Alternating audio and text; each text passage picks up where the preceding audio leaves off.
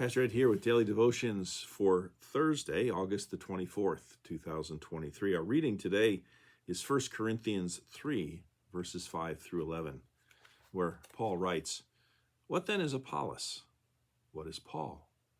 Servants through whom you have come to believe, as the Lord assigned to each. I planted, Apollos watered, but God gave the growth. So neither the one who plants nor the one who waters is anything, but only God who gives the growth. The one who plants and the one who waters have a common purpose, and each will receive wages according to the labor of each. For we are God's servants, working together. You are God's field, God's building. According to the grace of God given to me, like a skilled master builder, I laid a foundation, and someone else is building on it. Each builder must choose with care how to build on it. For no one can lay any foundation other than the one that has been laid, and that foundation is Jesus Christ."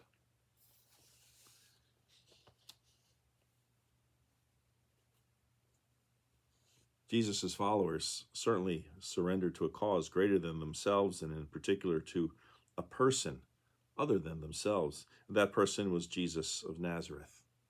"What then is Apollos?" wrote Paul in our reading today. Who is Paul? In other words, who are they in the grand scheme of things? Are they individuals to whom we should accord special praise, thanks, and status in response to their achievements? No.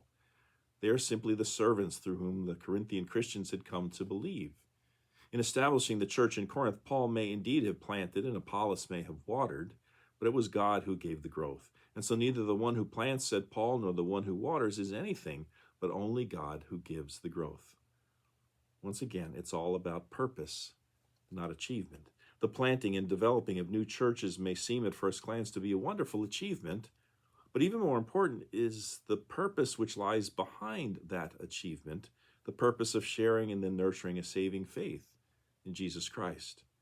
C.S. Lewis once said, "The glory of God, and as our only means to glorifying Him, the salvation of human souls, is the real business of life." Someone else has noted, "Imagine people going to work day after day without knowing their company's business. Yet that is exactly what happens when church members don't know what their church is trying to do. In other words, they don't understand its purpose." 57 years ago, a Lutheran congregation was established here in Freehold and took the name Hope. It was established not merely for the sake of achievement, but with a clear purpose in mind. And it was that very same purpose that had emerged from that room long ago, where Jesus had stripped off his robe and washed his disciples' feet, that purpose being to love and serve each other and the world just as Jesus had loved and served us. Nothing had changed in the 2,000 years since Jesus washed his disciples' feet. Nothing has changed in the past 57 years. The abundant life to be found in Jesus Christ is still about purpose, not achievement.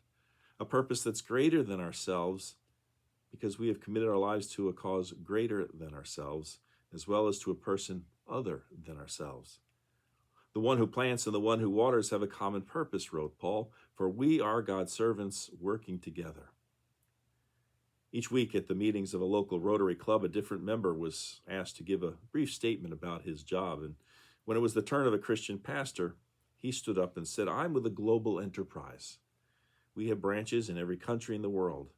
We have our representatives in nearly every parliament and every boardroom on earth. We're into motivation and behavior modification. We run hospitals, feeding stations, crisis pregnancy centers, universities, publishing houses, hospitals, and nursing homes. We care for our clients from birth to death. We are into life insurance and fire insurance. We perform spiritual heart transplants. Our founder owns all the real estate on earth, plus an assortment of galaxies and constellations. He knows everything and lives everywhere. Our product is free for the asking. That's because there's not enough money to buy it.